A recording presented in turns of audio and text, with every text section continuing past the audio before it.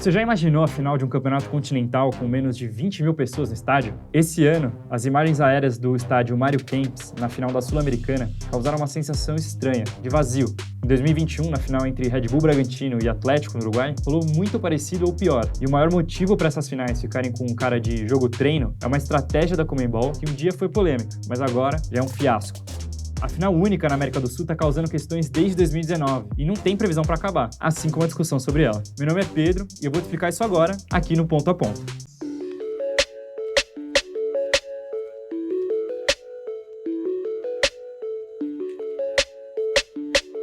A Libertadores mudou nos últimos anos. Isso não é segredo para ninguém. E o grande responsável por tudo isso é esse cara, Alejandro Domingues. Você já deve ter visto ele em algum discurso antes do sorteio ou entregando a taça por aí.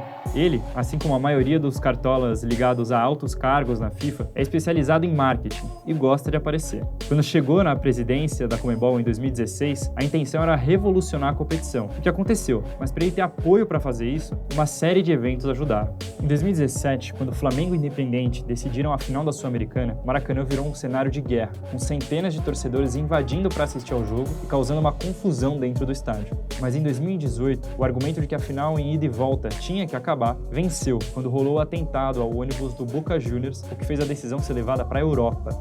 Para o ano seguinte, o plano do Alejandro e da nova Conmebol ia enfim entrar em ação completamente. O primeiro passo já tinha sido dado, que era aumentar as vagas de confederações com mais apelo comercial, ou seja, mais vagas para brasileiros e argentinos. O segundo era transformar as duas tradicionais finais no meio de semana em um grande evento, com potencial de parar uma cidade inteira e, claro, em um horário que a família toda pudesse assistir, não só o torcedor fanático por futebol.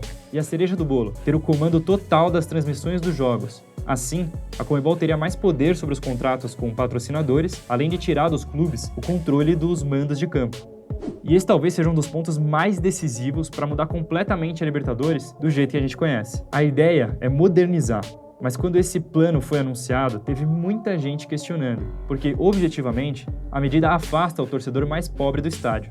Se era impossível comprar um ingresso no molde de sócio-torcedor e pelo preço praticado no Brasil, quando se adiciona mais uma viagem internacional na conta, o público que tem condição financeira de comparecer fica bem reduzido. Mas logo em 2019, muitos dos argumentos contra essa ideia já começaram a dar as caras. E o primeiro era estrutural. A sede estreante foi Santiago, mas por causa das tensões políticas no Chile, faltando menos de um mês para a decisão, ela teve que ser realocada para outro estádio em outro país, uma questão que virou rotina nas grandes finais. Mas a organização jurou que foi um sucesso. Em 2020, a sede se manteve, mas por causa da pandemia também foi alvo de polêmica. Afinal, entre dois brasileiros não teve venda de ingresso para o público, apenas convidados dos patrocinadores, que na prática é mais do que suficiente nesse modelo, porque o jogo não é para a torcida, mas sim para o consumidor de casa.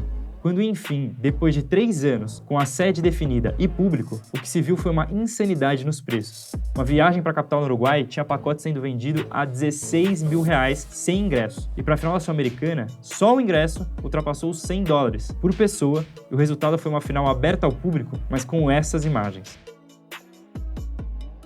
A confederação chegou a pedir para que os torcedores ficassem no setor mais próximo do campo, para que a imagem não ficasse tão absurda pela TV. Em 2022, a situação não é diferente. Por ser um país que raramente recebe grandes eventos, existe uma desconfiança muito grande se Guayaquil, no Equador, consegue suportar uma final de Libertadores. E até a situação tensa da segurança pública por lá está sendo questionada. Ainda assim, com a classificação praticamente antecipada do Flamengo, a briga para conseguir um voo que geralmente tem pelo menos uma conexão entre Brasil e Equador ficou insana desde setembro. Já a final da Sul-Americana em Córdoba, na Argentina, sofreu o efeito contrário. Mesmo com uma das maiores torcidas do Brasil envolvida, o apelo por ingressos foi muito pequeno. O Independente Del Valle, já sabendo que seria impossível para sua torcida comparecer, pediu só 1.500 ingressos dos 15 mil que tinha direito. Já o São Paulo sofreu para tentar vender sua carga completa. Segundo jornalistas que cobriram a final, a cidade tinha total condição de receber o evento, mas os moradores sequer faziam ideia do que estava rolando, além de chegar ao ponto da Conmebol distribuir ingressos na noite anterior ao jogo e não divulgar o público oficial da partida.